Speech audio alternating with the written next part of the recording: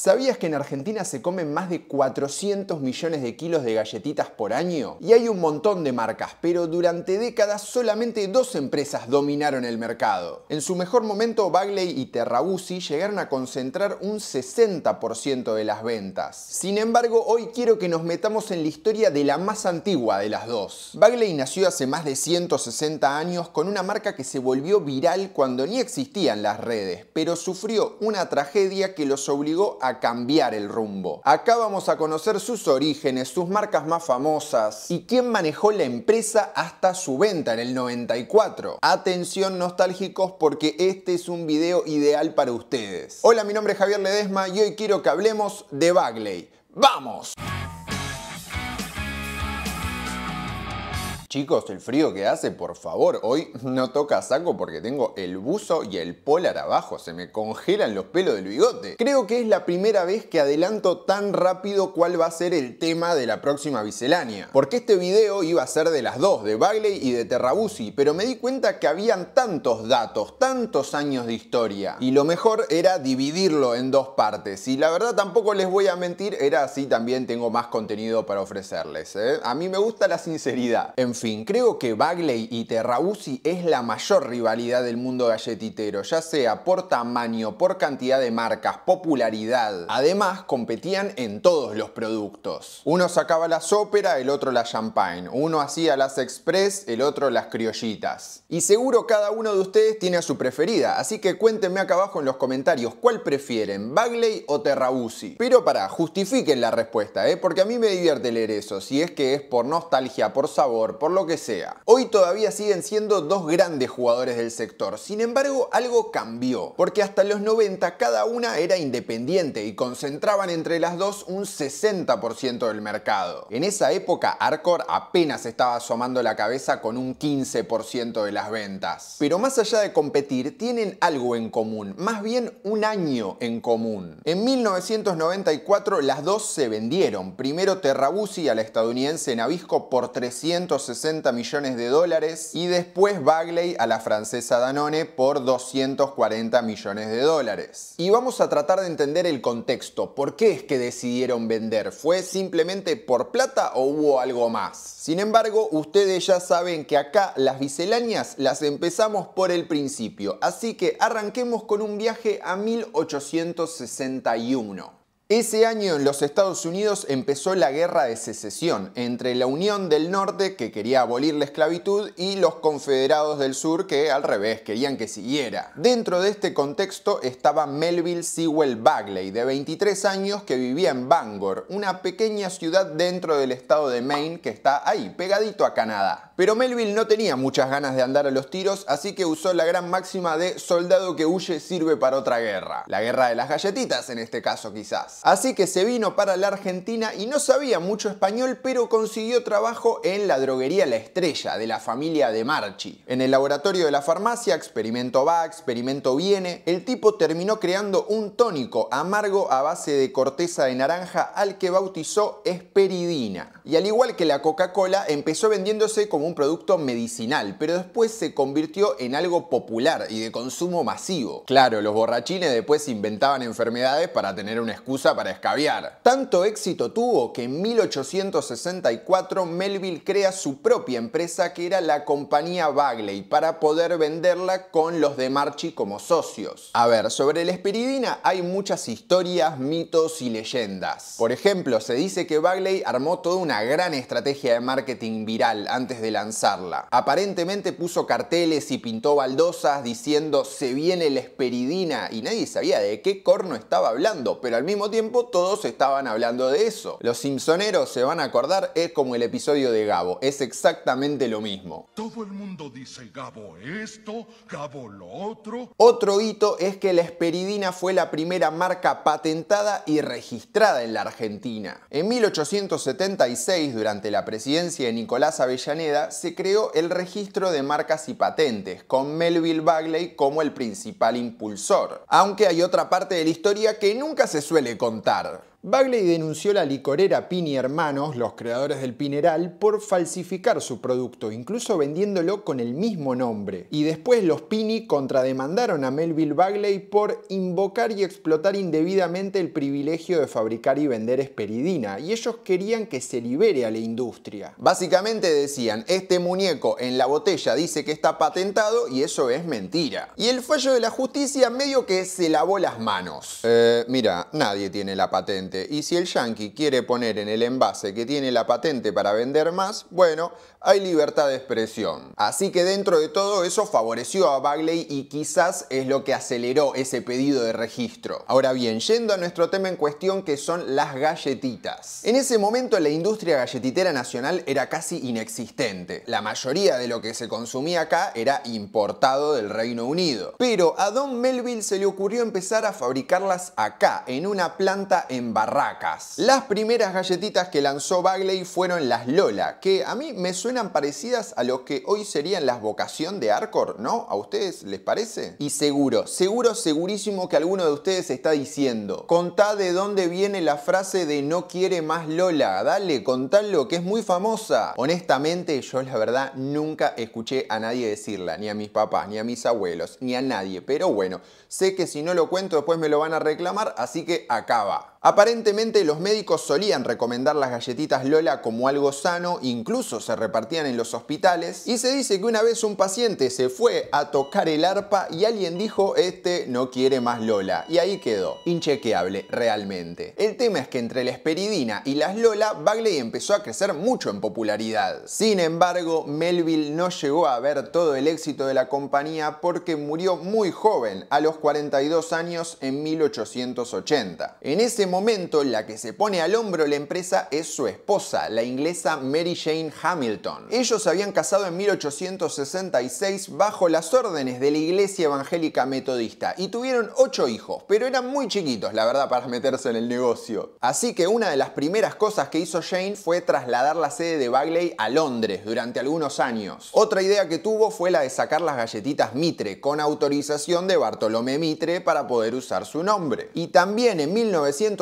rebautizó a las obleas Bagley como ópera, como un homenaje a la reinauguración del Teatro Colón. Ese mismo año la compañía sacó a cotizar una parte de sus acciones en la bolsa y al poco tiempo se dio un cambio de dueño. Alrededor de 1910 el que la compró fue Pedro Mozzotegui, un descendiente de vascos franceses que fue director de Bagley desde 1913 hasta 1944. Al parecer este señor tenía lazos muy cercanos con la familia Patrón Costas de Salta. Mozzotegui y su cuñado Pedro Berseche fueron socios de los Patrón Costas en la fundación del ingenio San Martín de Tabacal. Es más, en un momento Bagley tuvo participación, tuvo acciones en esta empresa de azúcar. También a través de Bagley este señor invirtió en otras empresas como por ejemplo la fabricante de aluminio Aluar de la familia Madanes. Y acá, en este momento, es cuando arranca el gran crecimiento de la empresa con un montón de marcas que hoy todavía conocemos. Esto me da el pie para que hagamos un pequeño repaso por todas las galletitas que tuvo Bagley, ¿no? Como un cross directo a la nostalgia. Bueno, no todas, porque esto tampoco es una enciclopedia, pero sí las más recordadas. Al principio, como muchas empresas, las galletitas Bagley venían en cajas, que se vendían a granel en los almacenes. Después empezaron a sacar cajas surtidas, donde encontrabas varias marcas que al poco tiempo pasaron a tener su propio paquete. Estaban las Lolita, que eran una versión de bolsillo de las Lola, también las Bubú y las Colegial, que son de las más recordadas de esos primeros años. Las Tentaciones, por ejemplo, antes de ser una de las galletitas que más extrañan los argentinos, eran el nombre de la caja surtida de Bagley, donde se pueden ver la Solar, las Rumba y varias más. Y viendo afiches viejos me di cuenta que las Merengadas y las Sonrisas son mucho más antiguas de lo que pensaba. Merengadas, mellitas,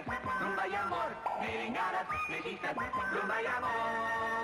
Con ventanitas a la jalea, sonrisas, vienen bien y son de Bagley. Otras con varios años son las Criollitas, que salieron en la década del 40 más o menos. En su momento Bagley también vendía té y tenía la licencia para los chocolates Camille Bloch. Después para mí está la santa trinidad de las galletitas, que son las Rumba, las Mellizas y las Amor, que para mí las Rumba son la mejor de todas, pero bueno, el debate está planteado. Pueden contarme acá abajo en los comentarios y putearme si no les gustan las Rumba, pero para mí son las mejores. Y a eso eso sumale las chocolinas, que salieron en 1975. Sí, este año están cumpliendo 50 años. Y al principio tenían un paquete bastante distinto, pero eran también parte de un trío de productos, con las obleas Chocolín y el cacao en polvo Chocolino.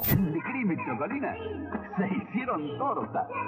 Chocotorta. Además de las galletitas, se metió en el mundo de las golosinas, con productos como los alfajores blanco y negro, el chocolate graffiti o los tubi, de los que ya conté su historia en este video. Y a eso en los 80 le agregaron los salados, que de ahí sobrevivieron nomás las quesitas y las Rex, pero murieron los piscines y los fugacines. Pero bueno, volvamos a la historia. El clan Mozzotegui manejó la empresa durante más de 80 años, porque tras la muerte de Pedro lo siguió su hijo Carlos y después su otra hija, Sara Carmen Mozzotegui, que dirigió la compañía hasta su fallecimiento en 1981. Desde ese momento Bagley quedó en manos de la Fundación Pedro Mozzotegui, que tenía un 70% de las acciones. El resto flotaba en bolsa. Y así se mantuvo hasta 1994, cuando es el año que Danone hace su oferta. Tanto la venta de Bagley como la de Terrabuzzi se explican un poco por el contexto económico de la Argentina. Eran los primeros años de convertibilidad. Con el 1-1 había como un atisbo de reactivación económica y a eso se le sumaba la libertad que se le dio a los capitales extranjeros para entrar al país. Eso tenía un efecto en varios sectores, pero en el de las galletitas se sumaba otro factor. La capacidad de producción era muchísimo mayor al consumo que había del producto, entonces casi que se lo tomaba como un commodity. Aparte, los jugadores nacionales sabían que los grandes de afuera iban a venir, así que les quedaban dos opciones nada más. Se quedaban a competir con el riesgo de morir en el intento, como lo hizo Arcor. Igual justo Arcor no murió en el intento, ¿qué está diciendo? O la otra era venderle su negocio a los extranjeros, porque en esa época se pagaba buena plata por ese tipo de empresas. Bagley era la número 2 del mercado con un 27% de participación y en 1994 aceptó la oferta de Danone para vender el 70% por $240 millones. 5 años más tarde pudieron comprar la mayoría de la empresa, pero les quedaba un accionista que se negaba a vender. Este accionista rebelde era Luis Odone, que tenía un 8% de los títulos de Bagley. Quizás algunos se acuerdan de este apellido porque el grupo Odone en un momento era un gran holding con más de 40 empresas que tenía al Banco Odone como cabeza. A este banco lo intervinieron en 1980, se ordenó su liquidación. Sin embargo, Odone denunciaba que en realidad le habían expropiado la empresa desde el gobierno y el Banco Central. O sea, mientras Danone buscaba comprar ese 8%, bueno, el tipo tenía un quilombo por otro lado. Al final no sé si Odone vendió, si se lo liquidaron o qué pasó, pero bueno, Danone llegó a tener el 100%. Quizás ustedes se preguntan, ¿por qué hay muchas marcas históricas de Bagley que ya no existen más? ¿Qué pasó con las panchitas? Bueno, algo de eso conté en este video en Instagram, pero no los voy a hacer seguirme en otra cuenta, así que acá les voy a contar. Igual síganme en Instagram y en TikTok porque se están perdiendo muchas historias nuevas que no están en YouTube y las cuento solamente ahí, así que nada, yo solamente les digo. Después de la crisis de 2001, el consumo se deprimió y esto afectó obviamente al mercado de las galletitas. Entonces Danone lo que decidió es hacer un recorte de marcas, concentrar todo en menos etiquetas para así ahorrar costos en marketing y en publicidad. Ahí, por ejemplo, cayó en la volteada Panchitas, que pasaron a ser Panchitas Sonrisas con esta publicidad y después, bueno, solamente sonrisas. Ahora capaz igual las encuentran en algún surtido, pero no sé si dice Panchitas propiamente dicho, y creo que por la cantidad de agujeros son sonrisas de chocolate, pero bueno, eso tampoco es tan importante. Cuestión que la competencia con Terrabuzzi, que se había vendido al estadounidense Nabisco, seguía igual que siempre. Y Danone, aunque intentaba,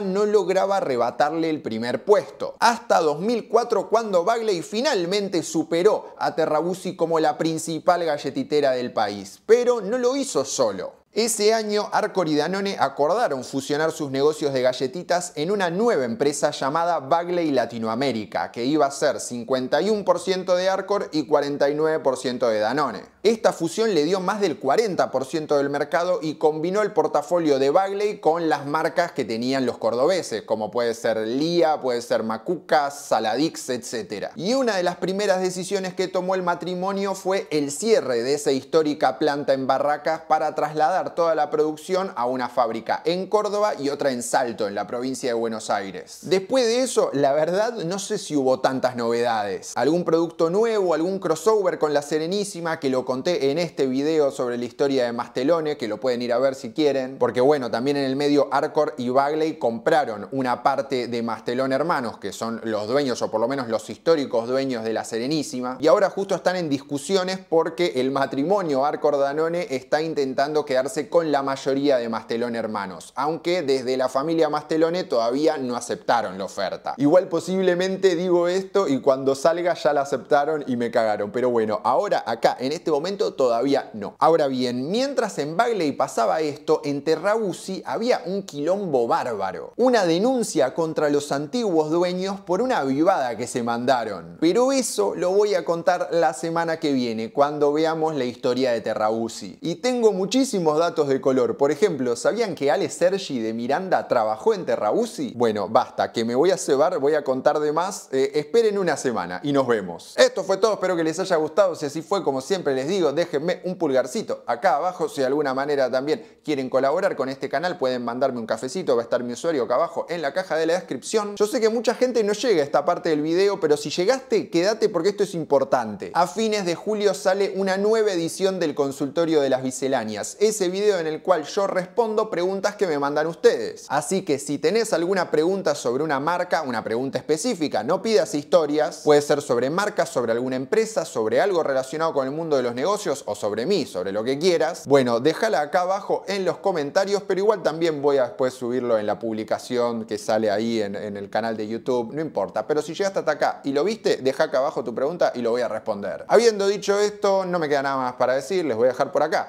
los contenidos relacionados y nosotros nos vemos la próxima.